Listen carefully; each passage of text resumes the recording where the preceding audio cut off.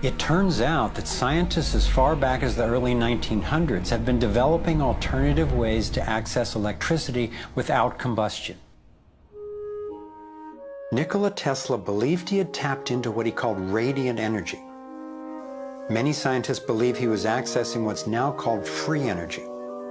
But before Tesla could finish the project, his financier, banker J.P. Morgan, who had a monopoly on the copper used for electrical lines, recognized how Tesla's invention could transmit electricity without wires. He then shut down Tesla's funding. Tesla's lab was burned down and he was ostracized, all for trying to implement his vision of unlimited energy for everyone.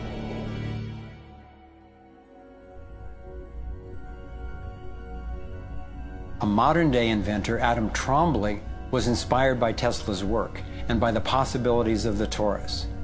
Trombly built a dynamo, a direct current generator that accessed electrical power right out of the air. We were trying to demonstrate that by mimicking the magnetic field of a planet and rotating this device, we could actually create a dynamo that would work. And in fact, it did work, and it does work. So when we contemplate nature, when we contemplate Jupiter, or we contemplate a dynamo like the Earth rotating in space, we're basically talking about a magnet which is rotating in space. And the lines of flux of the magnet are pouring down and through in this toroidal pattern of the magnetic field. It's also expanding, contracting. It's breathing. It's taking in the energy of space literally and transforming it. Right here in this toroid, we have enough energy to transform the entire Earth. And that's not just a theoretical statement, it's literally true.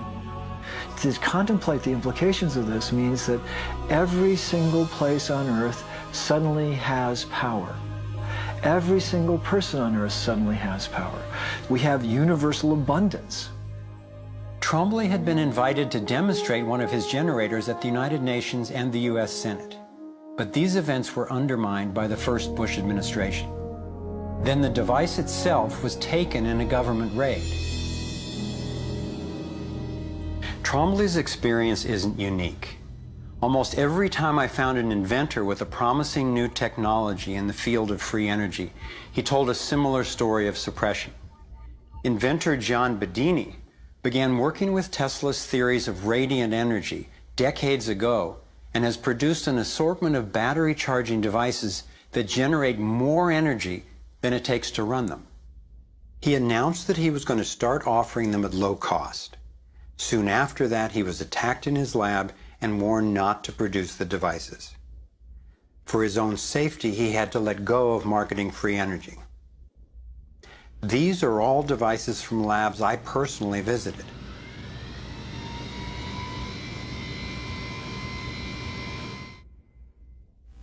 Now,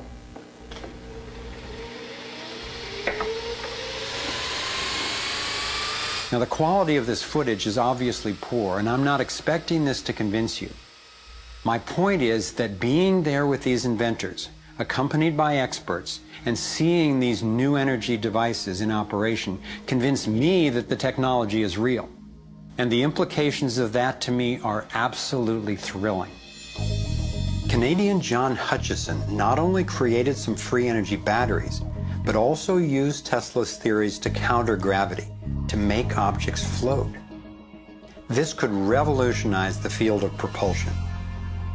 His lab was raided and equipment was taken by police and government officials in 1978, 1989, and again in 2000. One of the scientists we were going to interview for this film was Dr. Eugene Mallove, an engineer from MIT and Harvard, and editor of Infinite Energy magazine, which covers both theoretical and technological developments in the new energy field.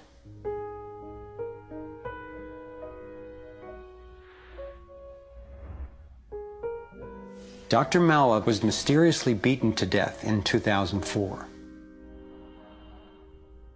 If these inventors were all hoaxers and charlatans, I wondered, why are they being suppressed so consistently and so brutally? I asked free energy inventor Adam Trombly why he thought this technology was being suppressed, and if the UFO phenomenon was related. We've had major military people at great risk to themselves say, yes, these things are real. Why do you think the military-industrial complex doesn't want that statement to be made? Because you start thinking about what kind of technology is behind that. That's the bottom line. The suppression of UFO phenomena is hand in hand with the suppression of so-called free energy. The energy is extracted from the fabric of the space around us, which means it cannot be metered.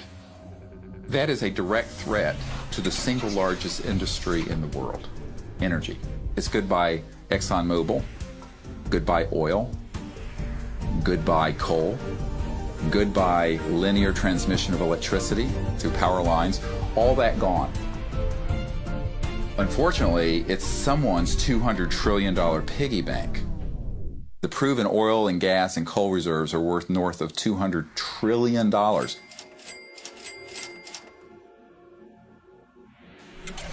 This information coming out would completely change geopolitical power more than anything since, well, in recorded human history. And it would happen in a generation. I started to examine the breakthrough solutions, and much to my surprise, these concepts have been proven in hundreds of laboratories throughout the world, and yet they have not really seen the light of day. Rather than smashing things together and trying to control the explosion, these new technologies rely on blending, of dancing with what naturally is. The common denominator of all the free energy devices I've seen is that they mimic in one way or another the torus energy shape. You don't have to believe in free energy technology to be concerned about the repression of ideas and inventions.